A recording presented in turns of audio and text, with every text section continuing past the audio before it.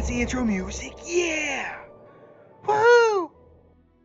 Hey everybody, welcome back. Look, today I want to take a look at something that you probably haven't looked at in a while, or if you're newer in the game, you're wondering how exactly does it work and does it matter for you? Talking about the Armory in general, but more importantly, using this button right here. Does it matter? Is it any good?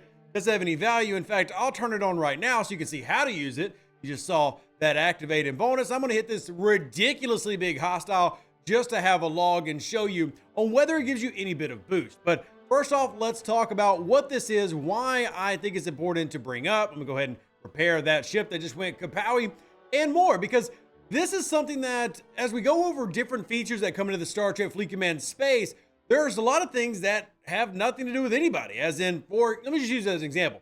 PvP Arena, something newer that has come out in the game.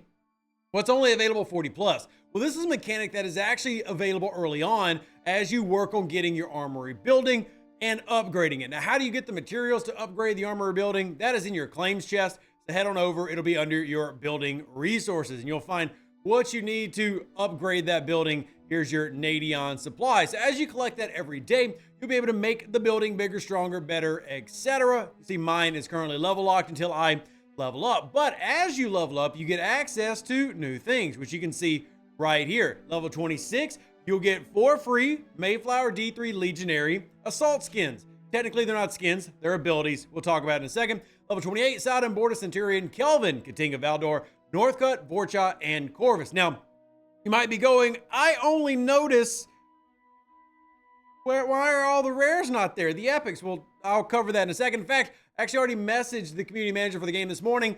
That's going to be something that he's going to hear me griping about here soon. Something I'm going to be arguing for free to play. But give me just a moment. First off, let's talk about how long it takes to actually get there, use it, etc.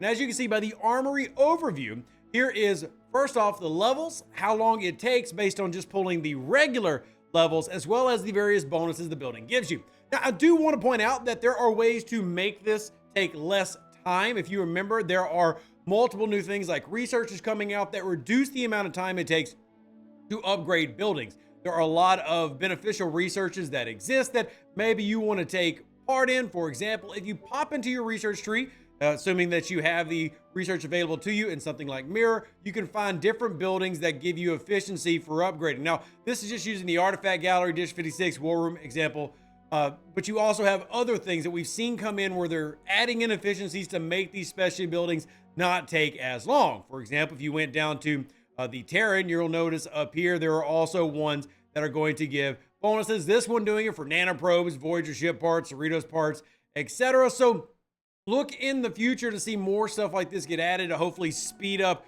some of these older pieces of content in terms of leveling them up. You know, be on the lookout if that is of value to you. But let's talk about the Nadion supply and the building itself, and more importantly, the skins, which is what you just saw me use.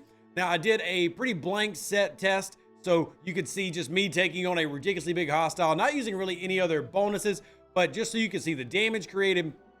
There's my shields go down immediately. You see 4.2, 4.6 mil shots, etc. There's a critical hitting 27, 4.3, hopefully giving you an idea of the range. Now compare that to when I activated the ability. You're going to notice a slight uptick, but not crazy. 460, the critical a little bit bigger. 4.4, still roughly the same. Now, my question as to why is it roughly the same, and who do these assault skins have any value for, if anybody? Well, the basics to understand is how exactly does it work?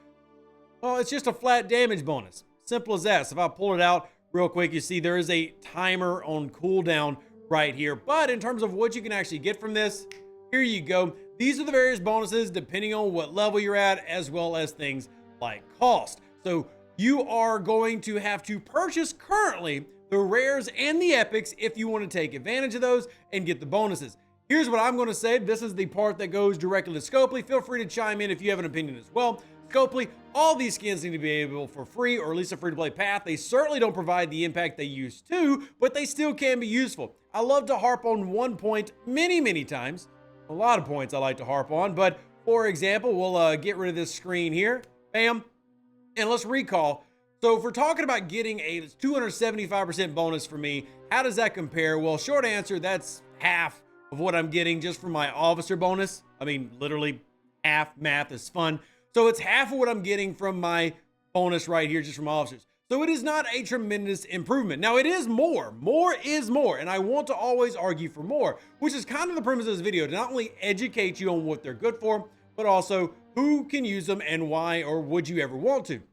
Needing an extra push on an armada, solo armadas, or an extra push on a hostile, maybe even a Q trial if you want to, that's where it can have a little bit of value for you to hopefully have extra success that you weren't seeing before. But the real key is, can you take advantage of it if you have the ships? I love this for early players. If you're 26, 28, for example, and you have that Mayflower, Legionary Saladin, whatever you're using, those can be a nice little boost because there aren't as many power creep nodules, not many research nodes that are giving you those bonuses. They do exist, but they're not as prevalent. But as you give up into the higher range, which you see, there's not even G6 ships listed here.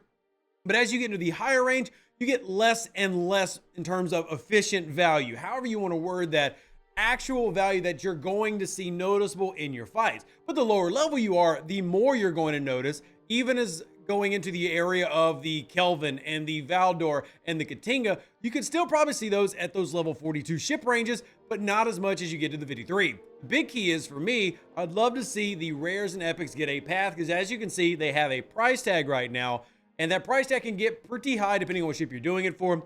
Can be as little as $20, can be even more. So if I wanted to switch this right quick, I'm going to switch over to the Pylum and I'm going to click it. Now, some of the prices do change over time.